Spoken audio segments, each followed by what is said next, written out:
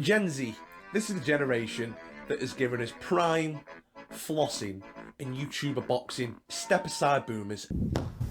Why is aimlessness so high in the young males of Gen Z? We ourselves fall into that category, and we wanted to prove, with societal evidence, why aimlessness and nihilism run so commonly in our generation. Show me what you got, nihilist. Aimlessness is a hard thing to quantify, or is it? We've got some based statistics for you. We've got some based evidence. Am I right, brother? No, you're right. 2 seconds earlier.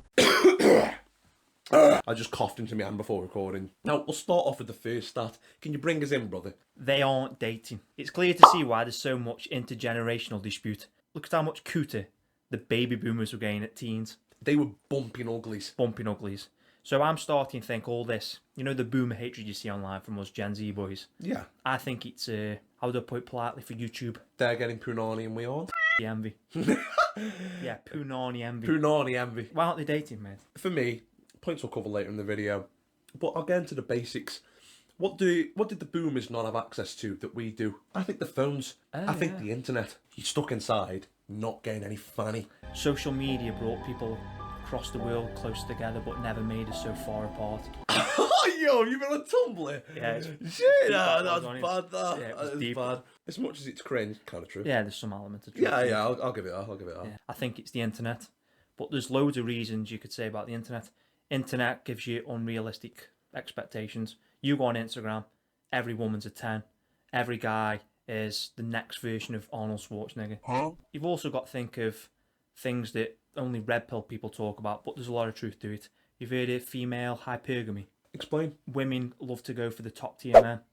All of a Taking sudden, if back in the day how you're saying the boomers didn't have mobile phones, everybody met each other in the community. They met each other at church or school.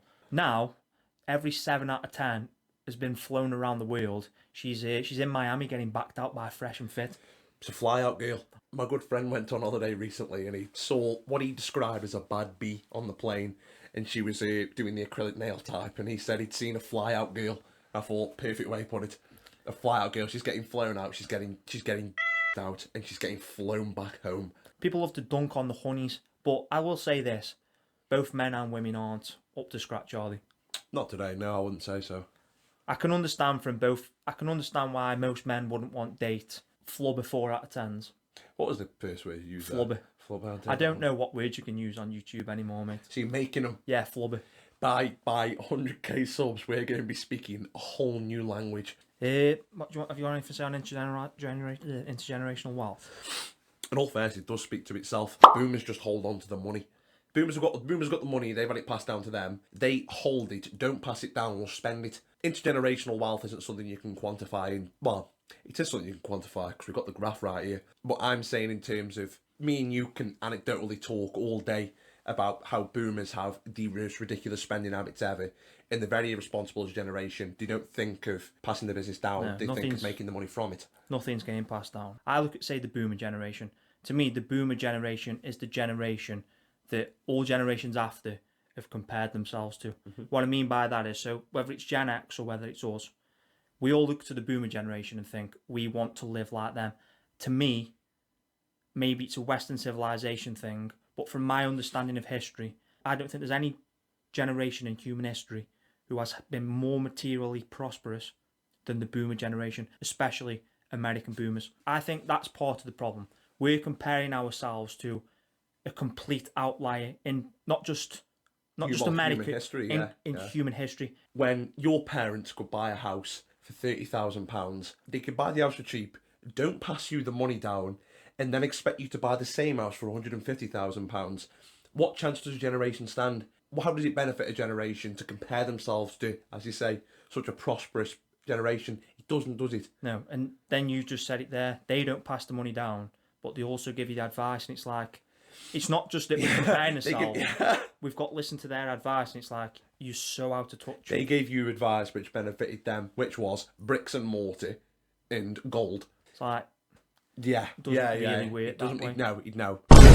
We've even got mental health statistics. This is how brainy we are. And as you can see, Gen Z is the lowest. This is the men's mental health crisis. It's being pushed by big media corporations. It's not just like an underground thing, like a red pill or black pill, is it? No. It's being forced by the big media machine. If you've got this perfect buzzword waved in front of your face all the time, if you have one bad day, you can immediately attribute it to bad mental health. How much of this is just down to social media, mobile phones, the internet, etc.? Yeah. Because you look at things like climate change and global warming.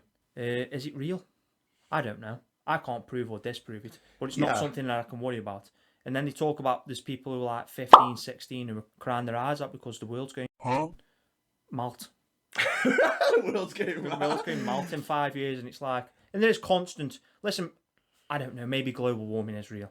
I have my doubts. I have my doubts about anything the media pushes now. Yeah. But let's, for argument's sake, say it is real.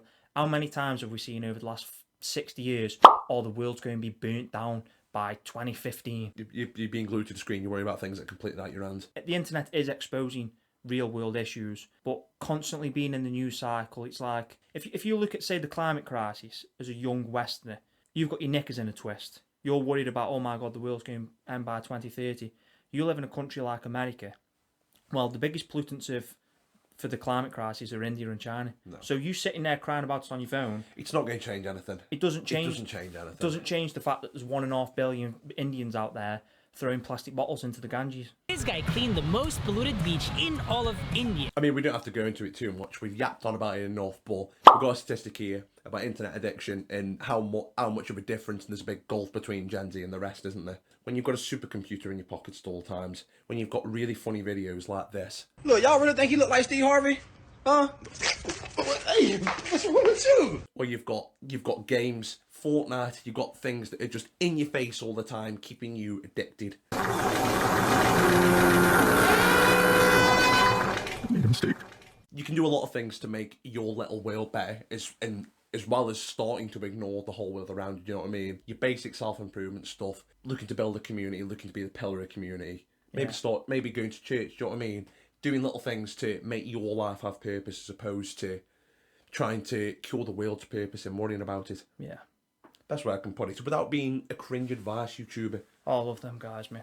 I love them guys. They're my favourite. What's the favourite bit of advice you've ever got from YouTuber? You're a loser. Sitting online, you're going to have access to more media, and there'll be a lot of opposition coming your way. Let's say that your answer is you find the gym and you find health and fitness. You'll read articles telling you that you are a right-wing lunatic for doing so. Yeah. If you want a traditional woman who does the housework and wants to raise a family, you're a misogynist incel. Yeah. What was the word you just said off camera then? Become the person that they don't want you to be. That's the best advice. And that's the advice we'll end on. Subscribe, like, and suck my balls.